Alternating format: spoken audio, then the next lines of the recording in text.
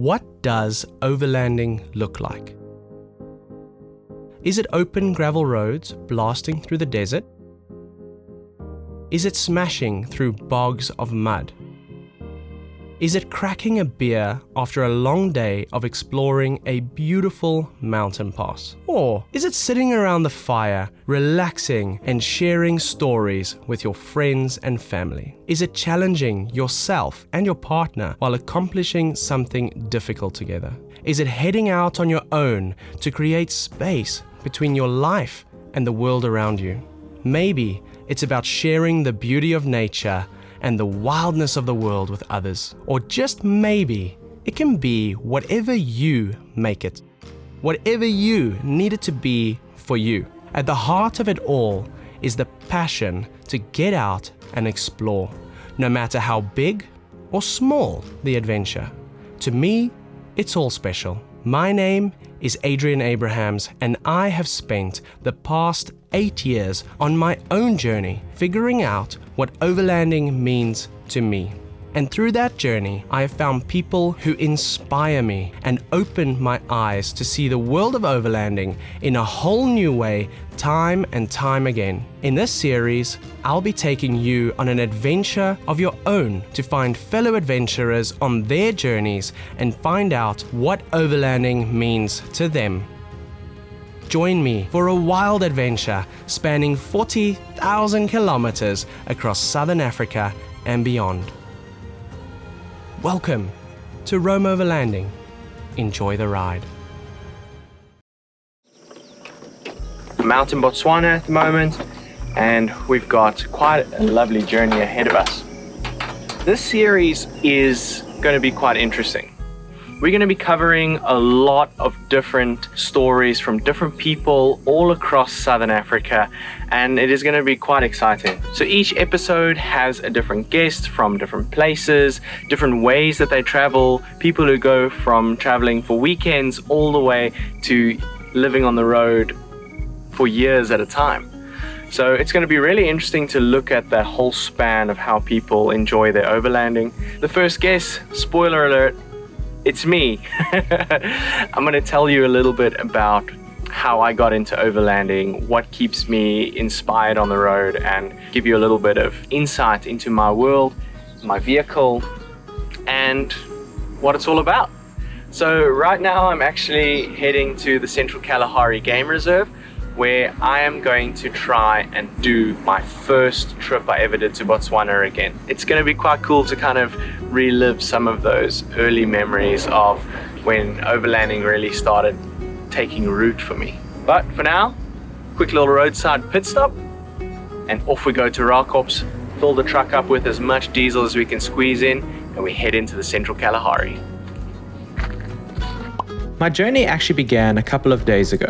Leaving Johannesburg and making my way into Botswana, I was hit by a cold front, so I decided to wait out the bad weather for a couple of days at one of my favorite pit stops, Kama Rhino Sanctuary. I then continued on further north, stocking up in Letlhakane and eventually making it to Rakops, where I could fill up one last time, as this really is the final staging post before heading into the Central Kalahari Game Reserve. I'd be entering through the Matswere Gate and camping at one of the Kori campsites right along the Deception Pan. My plan is just to get out into the wild for a couple of nights on my own and soak in the beautiful Kalahari.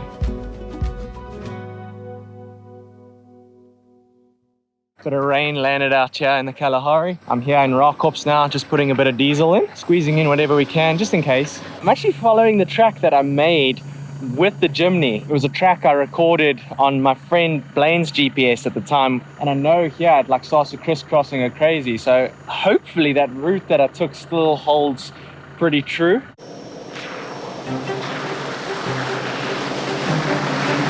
This is going to be fun. There's quite a lot of puddles. Looks like they got some really good rain. I'm gonna have to definitely keep my wits about me here. With the dry season having reached its peak, it was about time the rainy season started in Botswana. But the timing couldn't have been any worse for me. This is bound to be a serious solo adventure. I would need to be cautious. Water damage to my vehicle in a place like this, all on my own, could leave me in a pretty uncomfortable situation.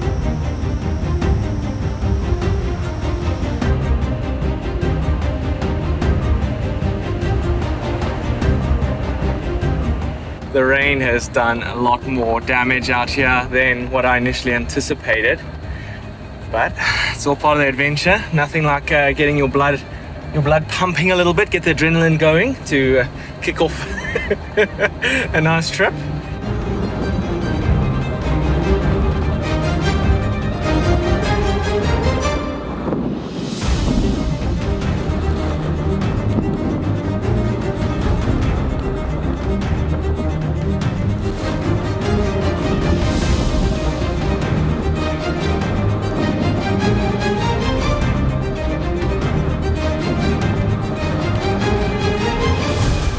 Feels like hundreds of little water crossings, and we're finally here at the gate.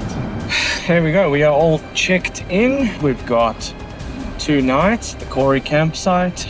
Apparently it's gonna take a bit longer than 2 hours to get there. I'm assuming that if we've been driving through all of those puddles to get here, that there's gonna be more. And we've got another basically 40 kilometers to go. The rain might make a lot of puddles and it slows us down a bit, but you can see that this land really needs the rain. It is super dry. It is now the end of the driest part of the year, and basically from now on, the rainy season begins. If you think that's a lot of water, just wait until you see this place in like December, January. The water levels get crazy here. Jeez, look at it. I mean, that's all the way down there. All the way down there. Oh, we're almost at the pan now. I'm really wondering what that's going to be like. Hopefully that's not too full of water, and at least I can get to my campsite, but we'll see. The car is absolutely covered in mud. This is a good solid half a day of just smashing through all these puddles. Because there's these puddles around, they're not just in the road, obviously. They're all over the bush, littered everywhere. So it means that the animals can drink water wherever they are. They don't have to go to a watering hole, which will probably reduce sightings a little bit. And obviously, being a game reserve, you sort of want to come here and see some animals. But what it might also mean is that there might be a bunch of different bird life. So there might be other things to look out for. That was really close! I just did the last little section out. It was really deep. Water straight over the bonnet and into the car. For some reason I was silly and had the window open. So I got a nice little sprinkling inside there. I think that is the end of that adventure for today. Now I'm a couple kilometers away from the campsite. I just want to check my airbox, make sure the snorkel didn't suck in any water. But the car's running and everything seems okay, but I just want to do a quick inspection just on the radiator fan and a few little things in here. I'm going to leave the car running for a bit. I am bang tired and looking forward to this day coming to a close, and the sun is about to start setting soon. It's pretty spectacular, I won't lie.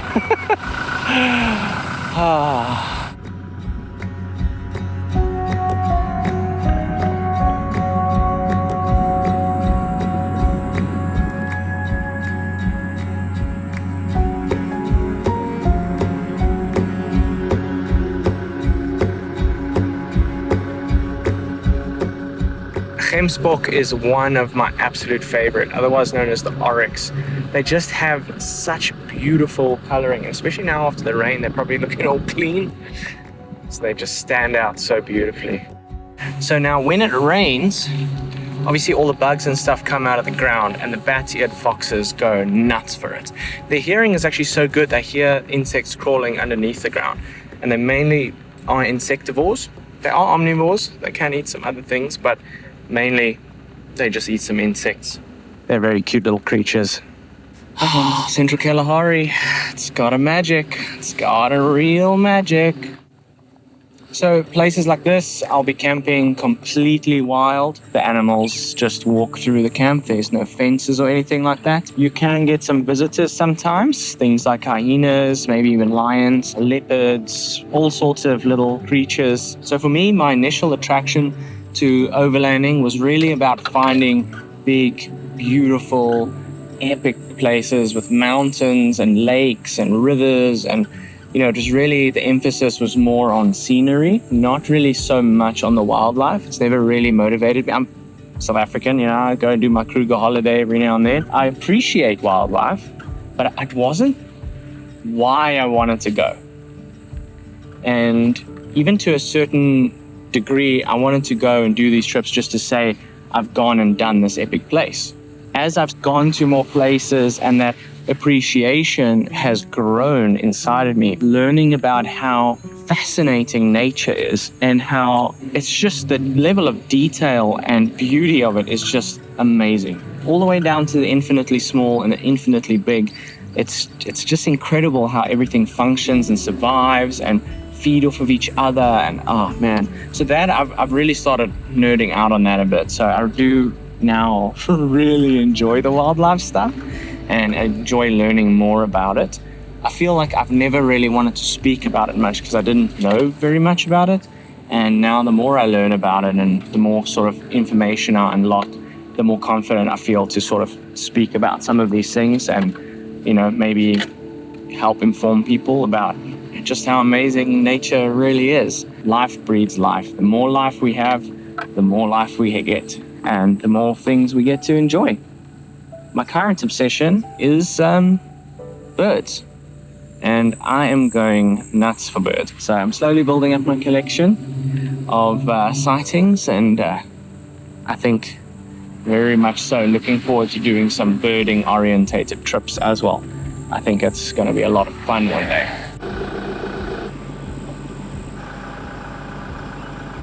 Sophisticated ablutions.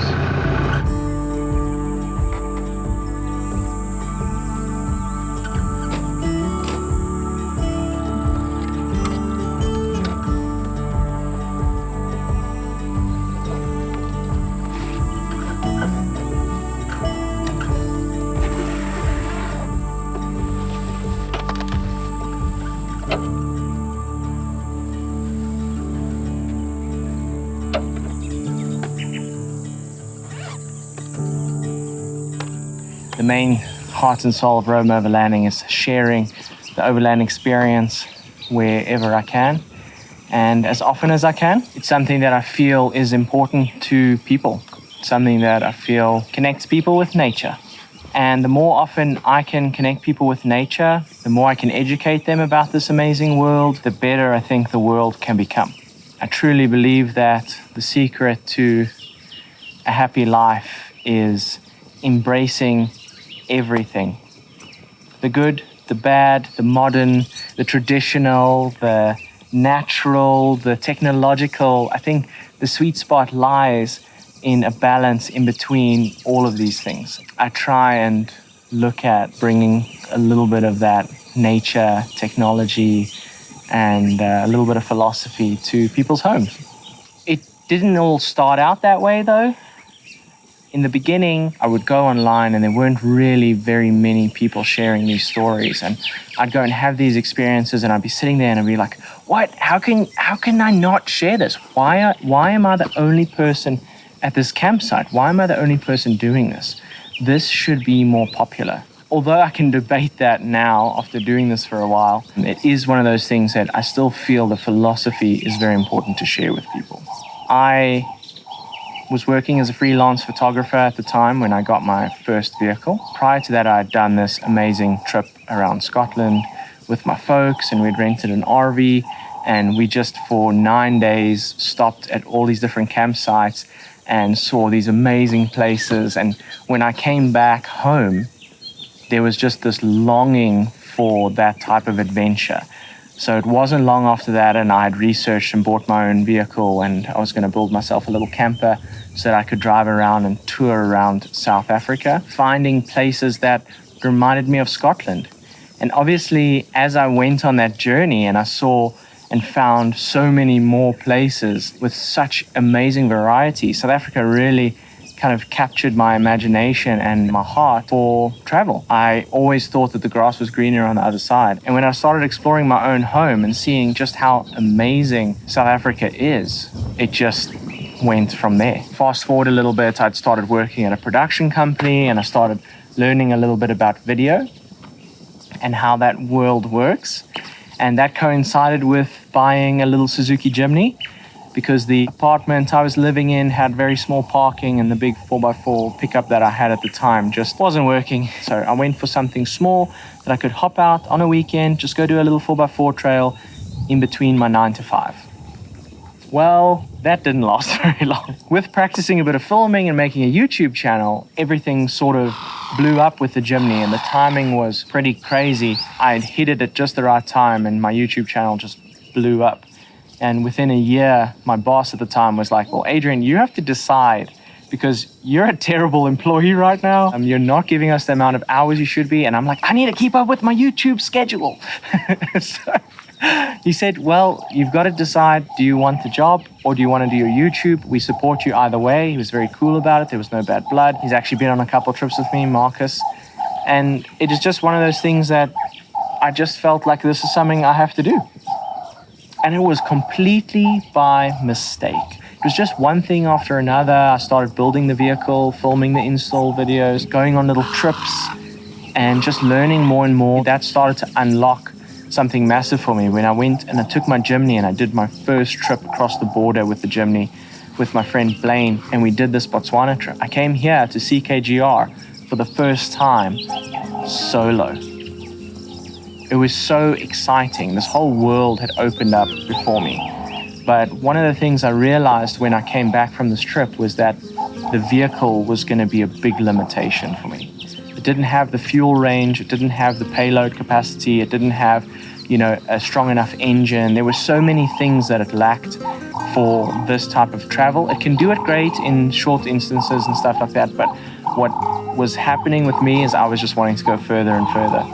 So by the time I had bought this Hilux and I'd started building that, I just had the world on my platter and I was just ravenous to get out there and go and explore and see as much as I can. With the help of a lot of different product partners, we put this incredible vehicle together over, the past 3 years. I've been touring all around Southern Africa with it and it's been pretty amazing. Now, almost 8 years later from where it started with that Scotland trip and all the way where we are now, it's actually pretty mind-blowing how dramatically things have changed in that time.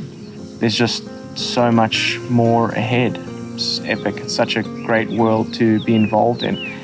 And I've had so much support from so many different people, from friends, from product partners, and product partners who've become friends. And there's a lot of support required to make something like this happen. People don't realize that having a life that's solely dedicated around this and funded through this type of lifestyle requires a lot of people believing in you and your vision. And sometimes that's really difficult to convince people to believe in you. I've been lucky so far, really lucky. And I always try and, do my best for everybody who gives me a chance. So far, so good. There's some awesome stuff I'd like to do in the future, but right now, I think looking back at everything, this has been pretty amazing journey so far. The thing that I've learned from doing a lot of solo travel is that I actually love traveling with people as well. There's a balance between the two that is just excellent. Having my time like this to be on my own in the bush, can't trade it for anything. But there is nothing quite like having a bunch of mates and family and stuff around, make a big fire, sit and cook and drink and chat and listen to the animals, go do game viewing, do all sorts of things. It's a really great, wholesome experience. And that is the thing I want people to do. I don't want everyone to come out here day in and day out and be traveling like this full time. I want to inspire people to get their families, get in their 4x4, head out and do a once-in-a-lifetime trip like this, because it really changes you. So I'm looking forward to sharing this journey with you guys and a little bit of my insight that I've accumulated over the past 8 years. This is a really great first evening so far. Coffee? Breakfast? Let's go. There's nothing quite like a morning game drive in the Kalahari, and today I'll be heading north to check out a couple of waterholes.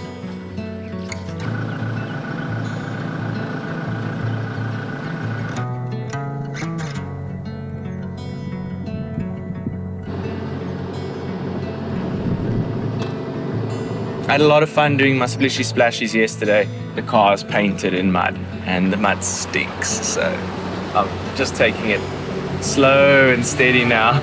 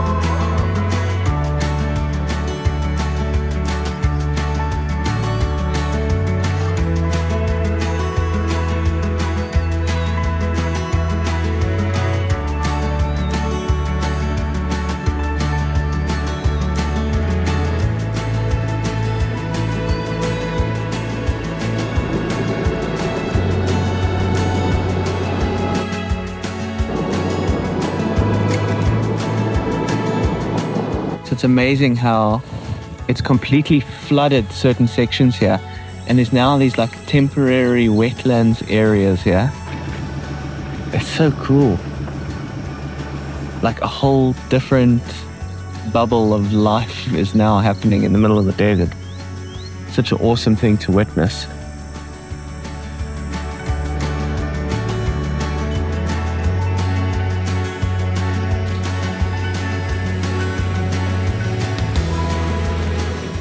So it's quite tricky bridging the gap between the dream of going overlanding and the reality of actually doing it.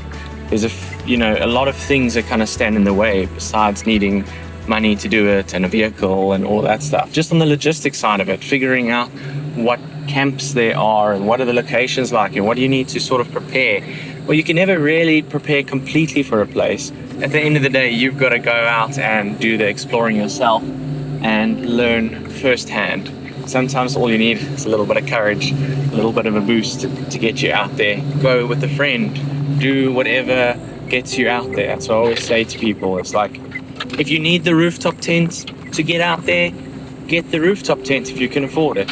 If you need a inverter and a hairdryer, and that's what's going to get you out there, then get it done. Get out there. Soon you realize once you've got those things that, in the beginning you're like, oh, thank goodness I have this. It's just that one little break that makes me feel comfortable. And then you start to adapt, actually. That's quite surprising. You adjust to the environment, you adjust to the conditions, you get used to all the little bugs, you get used to all the little chores and things like that around the camp. And there's a beautiful meditation about it. And once you start connecting to nature and start feeling part of the whole thing, it also just really becomes so cool. So you start to be able to learn to deal and be one with nature rather than fighting it all the time or being scared of it. And that is a very powerful thing.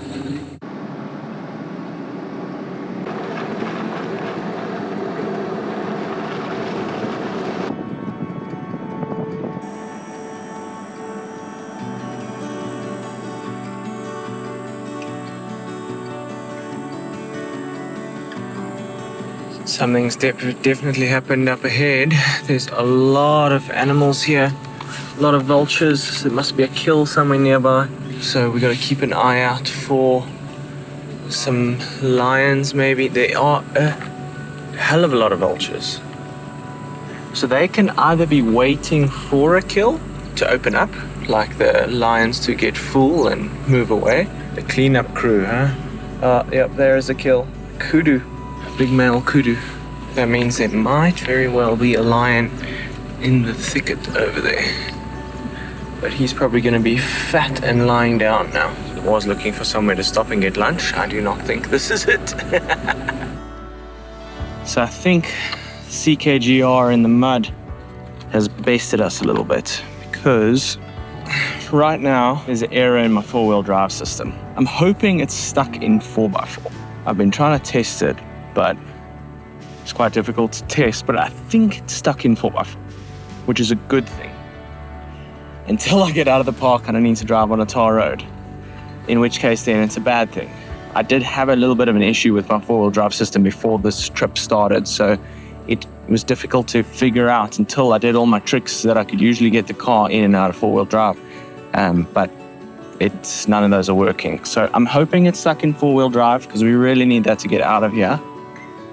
And I'm gonna sort of start making my way back to the camp now, because it's probably a good 2.5 to 3 hours back there. And then once we're at camp, I can have a proper look under it, maybe get the hose out with the pressure and just sort of wash a little bit of the stuff away and see if I can sort of see what's happening under there. It's never easy, is it? It's never easy. It is swelteringly hot, and I have a little surprise that I've saved for a moment just like this. Hopefully it is. Oh, yes it is. Little ice cream, because why not?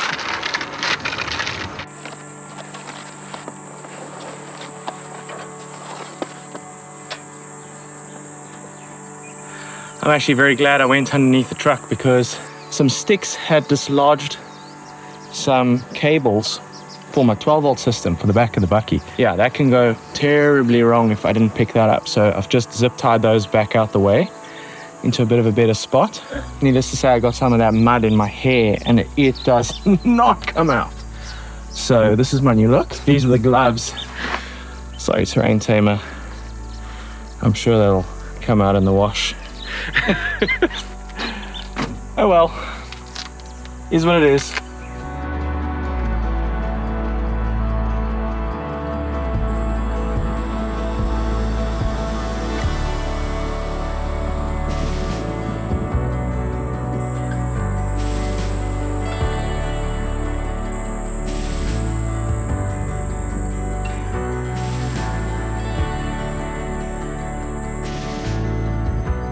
It's been a spectacular time here in the central Kalahari, and I'm really looking forward to some food and a good night's rest. So catch you guys in the morning.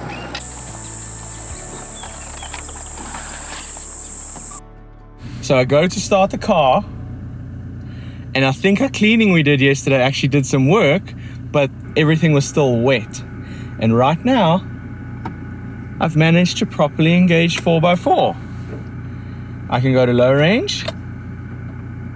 All the mechanical components are working. I can hear them. Back to 4x4. Okay, so if we can make it through this next section and I don't damage it again, then we should have no problem. And that means we can go to Kubu Island. It was time to leave the park again. But like any good adventure, arriving at your destination is the first challenge, and the second is getting back home. Luckily, the water levels had decreased over the past couple days, but with new rain heading in later today, my timing was perfect to get out. But would the vehicle's four-wheel drive system hold up until I got to the tar?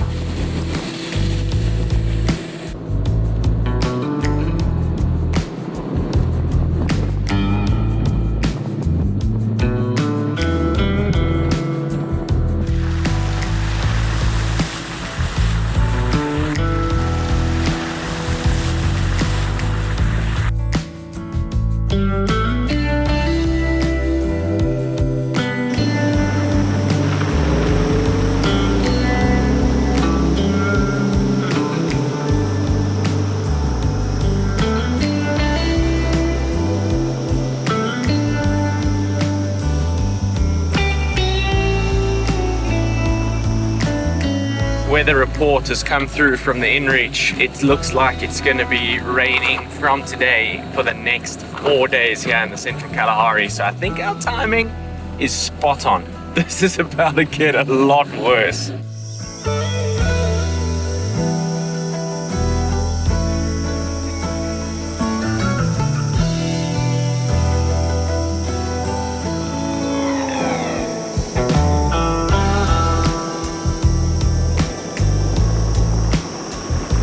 We are here, made it to the road. The car is in two-wheel drive. I'm gonna inflate the tires and get the water hose out because I've got to clean a few things to make this car roadworthy. Oh geez, what an adventure. I'm at this very interesting situation where the weather is not looking great. My intended location was Kubu Island, which is in the middle of a salt pan. Salt pans and water don't go notoriously well together, and the last time I was in this situation, this exact situation, the salt pans were really fun until I got stuck, and then the salt pans were terrible. Part of me is saying mature a little bit, learn from my lesson, and maybe not go and seek that adventure out right now on my own. I think knowing what I know and the potential issues that can happen, it would be unwise of me to continue with my plan. So I need to change my plan. And that, I've got to do a little bit of thinking. As I was driving, more issues started to come up with the four-wheel drive system, and eventually I lost all functionality. So I made the executive decision to make my way back to Kama Rhino Sanctuary and enjoy one last night there, and then head home to sort out the vehicle. Well, this certainly is not a shoddy consolation prize. This is gonna do the trick. Days like today, where things just don't go your way, it stops going your way, and you actually have to step out for a little bit, go somewhere safe, somewhere comfortable, and you can gather yourself, have a shower, do your dishes, pack the car nicely, and organize yourself. And it's how you pick up all the sticks and make something beautiful out of it. That's the goal. So here's me picking up my sticks and making something beautiful. I've had a fresh shower. I've got a cold beer. I've got a beautiful 4x4 that, even though it doesn't have 4x4 right now, I've got a beautiful 4x2, and it's gonna go on a little game drive now. So let's go enjoy the sunset. Last night in Botswana, come back, make a beautiful fire, hammer a whole bag of firewood on there, make an absolute bonfire. I've got this, look at this beast for dinner tonight. Come on, this is proper caveman style. Tomahawk. This is gonna be amazing. Let's get to it.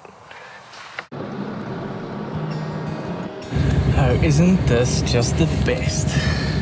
The sun actually just came out as I got here. And are they not 5 rhinos having a nap here? That is amazing.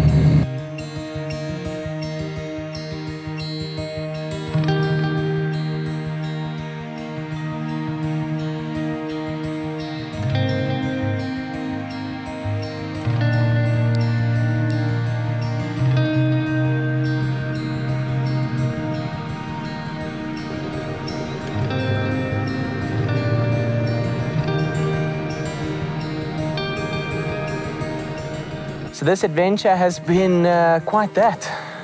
My car is absolutely covered in mud, inside and outside.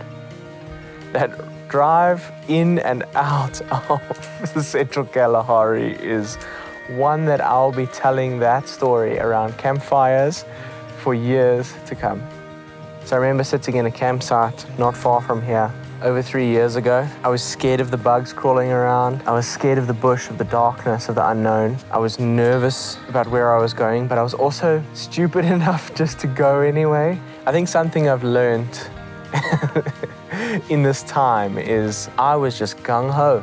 I didn't give a damn about what the weather said. There's a time when that is important, to not give a damn and to just go out guns blazing and do what you gotta do, and you bump your head and you learn And I would be a fool if I hadn't learned from those mistakes, because the only way I got out of that situation was due to the kindness of others. And that is the thing that happens in these scenarios, is people go out there without the information, they tackle things that they don't understand and they don't appreciate truly yet. And they bump their heads and they hope that someone else comes and saves them. And I had a moment today when I was sitting in the car and I pulled over on the side of the road and I was like, stuff it, I'm just gonna turn back and I'm just gonna go and do it. Because I wanna do it. My pride says I must go and do it. And I realized, that's the lesson. If I went back and I just did it, whether it was fine or not, in that moment, if I went back and I just did it, I never learned from the beginning, because all signs pointed to let's not. In a weird way, I'm proud of myself today for not going and doing it and not having to tangle other people in on my mess, and making the sensible decision and coming here and what a great experience.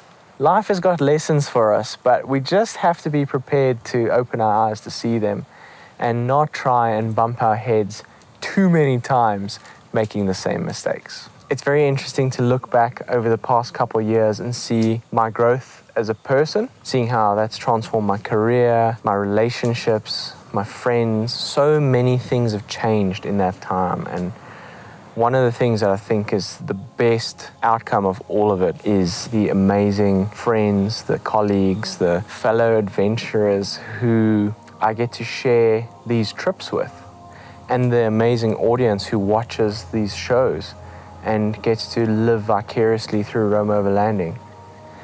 And I really think that the selection of people in this series are real salt of the earth, good people with great dreams, great work ethic. I really hope you guys enjoy the series coming up, because it's pretty damn epic.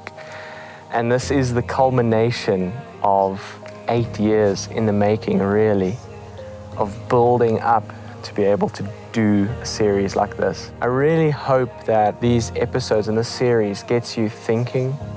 I hope it gets you yearning. I hope that you want more out of your life after watching this. Enjoy the adventure, because this is just the beginning. Thank you so much for watching.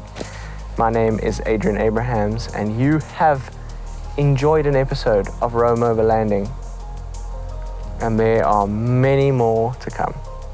So catch you on the next one. Cheers.